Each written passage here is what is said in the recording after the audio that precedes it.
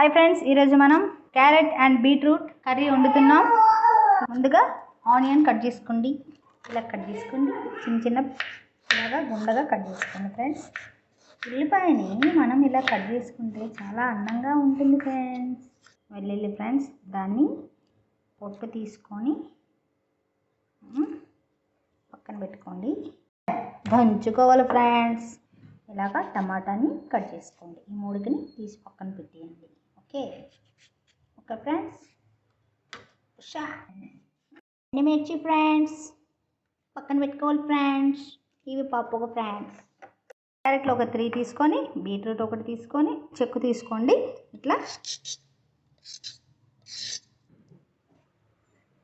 అలా రాదులే ఫ్రెండ్స్।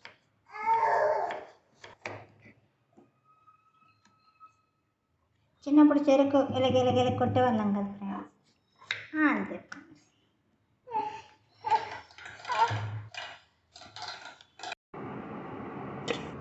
ఆవాలు చిటపటమనాలి ఫ్రెండ్స్।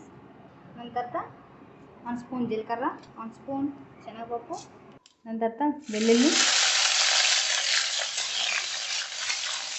హై ఫ్లేమ్లో పెట్టండి। కొంచెం వెల్లుల్లి వేగిన తర్వాత కరివేపాకు, ఎండుమిరపకాయలు ఫ్రెండ్స్,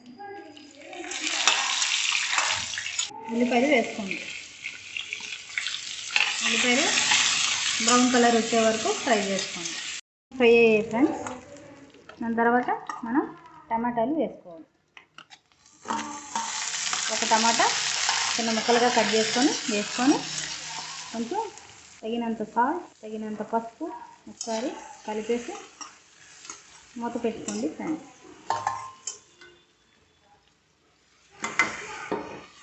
పెట్టుకున్నాం కదా బీట్రూట్ క్యారెట్ ముక్కలన్నీ వేసుకోండి।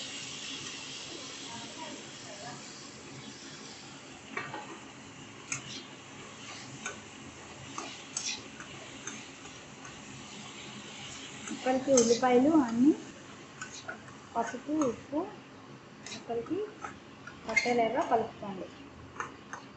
కొంచెం హై ఫ్లేమ్లో పెట్టండి।